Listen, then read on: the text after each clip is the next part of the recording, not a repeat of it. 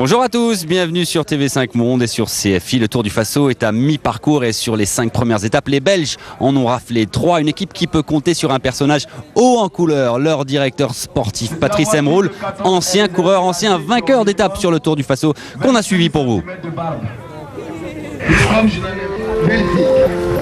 Non, il n'y a pas de problème, tout de suite.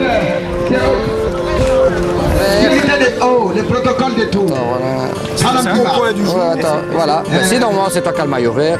Ah oui. Ils n'ont pas donné le maillot hier.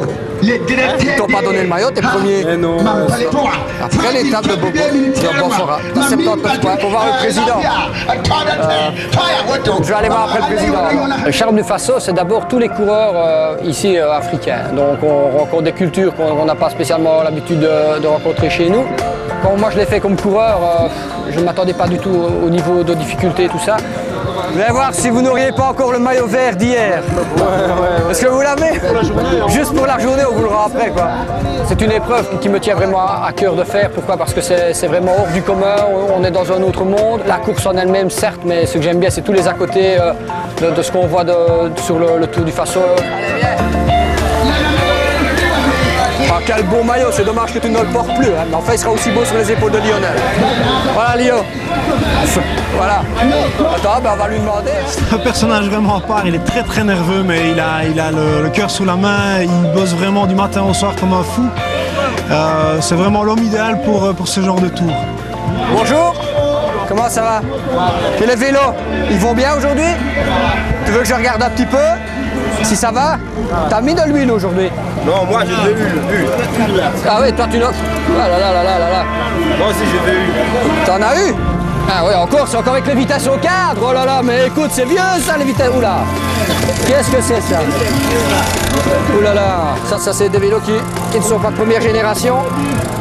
C'est bien peu de choses de leur rendre un service, de leur régler le vélo. Ça, je le fais avec vraiment tout mon cœur pour qu'ils aient au moins un peu plus de facilité pour rouler. Parce qu'ils en sont encore, ces deux équipes-là, encore avec des vitesses au cadre, avec des pédaliers qui sont morts. Comment ça va? Bien? Oui. Ça va aller? Oui, ça va. Ah, t'as de bons maillots là? Ah, on a donné de bons maillots. Hein? Alors, tu vas essayer de gagner l'étape aujourd'hui? Ah, il faut rester avec Lionel, là, c'est pour gagner l'étape. Hein? Ah, ouais, il faut demander à tes équipiers qui t'aident un petit peu. Hein? Il ne faut pas qu'ils te laissent tout seul. Si tu restes avec Lionel, tu as peut-être une bonne chance. Ok. Hein? Ok? Allez. Je respire chaque minute que je vis ici. J'essaye d'en profiter le maximum. J'ai vécu aujourd'hui 170 km de bonheur. L'ambiance qu'il y a sur le bord des routes, les gens qui courent, les enfants qui courent des écoles et qui crient courage, courage, courage. Quand on arrive aux étapes, ils viennent voir comment ça se passe, ils sont tout heureux. Et nous aussi, on est bien heureux de les voir comme ça. Il ne faut pas attaquer tout de suite. Il faut pas attaquer tout de suite. Je reviens avec beaucoup d'humilité parce que quand on rentre chez soi après, on se dit, nom d'un chien, la chance qu'on a. Et malgré tout, on a envie de revenir. Et en 2007, j'ai regardé le Tour à la télévision. J'ai eu très mal de ne pas être sur le Tour. Et j'ai eu la chance qu'Herman m'a fait appel à moi pour ces 2 dernières années ici. Et c'est sûr que sans hésiter, je vais trouver mon chef au travail pour qu'il me laisse avoir congé pour venir ici. Parce que c'est un manque de ne pas venir. C'est vraiment pour moi un besoin de venir ici sur le Faso.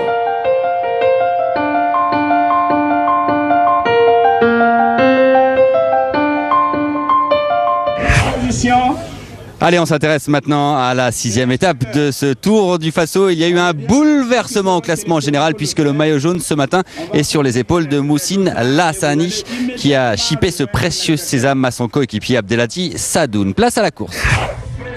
Scène de légère incompréhension ce matin au départ, place de la femme à Bobo. Rien de bien grave, mais Abdelhati Sadoun, qui s'était vu remettre le maillot jaune hier à Dédougou, n'aurait en fait jamais dû l'avoir.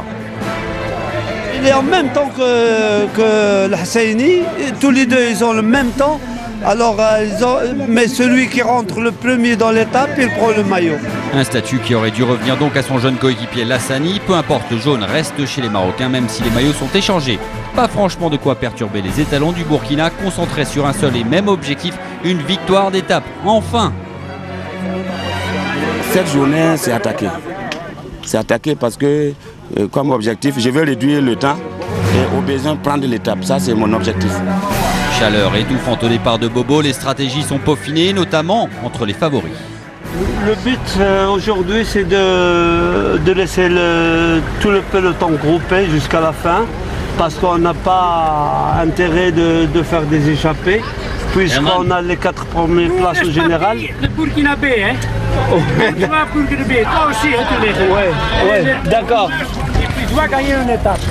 Et effectivement, si les Marocains et les Belges ont gagné 4 des 5 étapes, ils ne verraient pas d'un mauvais œil la victoire de leur hôte du Burkina. L'étape du jour sera courte, 92,5 km en direction de Houndé, à l'est. Pour la dernière fois, le peloton fort de 76 éléments fait ses adieux à Bobo Dioulasso, la deuxième ville du pays qui aura accueilli le Tour du Faso pour une arrivée et 3 départs. Le chemin du retour est entamé.